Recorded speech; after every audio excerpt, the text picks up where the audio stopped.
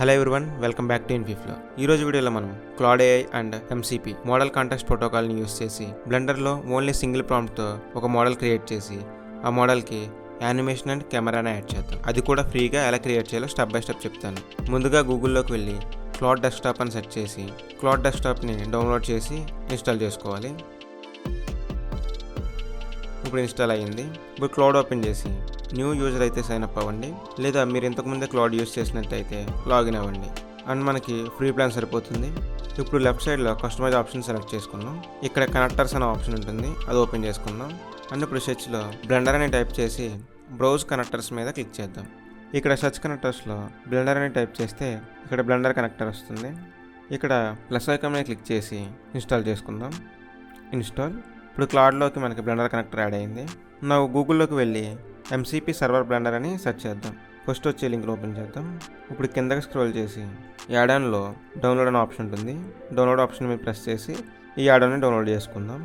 ఇప్పుడు blender open చేసి టాప్లో ఉన్న ఎడిట్లోకి వెళ్ళి ప్రిఫరెన్సెస్ ఓపెన్ చేసి యాడ్-ఆన్స్ మీద క్లిక్ చేసి రైట్ సైడ్ ఉన్న యారోని ఓపెన్ చేసి ఇన్స్టాల్ ఫ్రమ్ డిస్క్ని సెలెక్ట్ చేసుకుందాం. ఇప్పుడు మనం డౌన్లోడ్ చేసిన యాడ్-ఆన్ని సెలెక్ట్ చేసి ఇన్స్టాల్ ఫ్రమ్ డిస్క్ మీద క్లిక్ చేయాలి. ఇప్పుడు మనకు MCP ఇన్స్టాల్ అయ్యింది. నా క్లౌడ్ ఓపెన్ చేసి ప్లస్ ఐకాన్ మీద ప్రెస్ చేసి కనెక్టర్స్ ఓపెన్ చేస్తే బ్లెండర్ ఎనేబుల్ అయి ఉంటుంది. ఒకవేళ ఈ ఆప్షన్ ఎనేబుల్ కాకపోతే ఎనేబుల్ చేసుకోండి. ఇప్పుడు క్లౌడ్ని ఒకసారి క్లోజ్ చేసి ఓపెన్ చేద్దాం. ఇక్కడ చూసుకుంటే మనకి బ్లెండర్ కనెక్టర్ కనెక్ట్ అయి ఉంది. ఈ ప్రాసెస్లో ఖచ్చితంగా బ్లెండర్ కనెక్టర్ కనెక్ట్ అయి ఉండాలి. ఇప్పుడు బ్లెండర్ అండ్ క్లౌడ్ని సైడ్ బై సైడ్ ప్లేస్ చేసుకుందాం.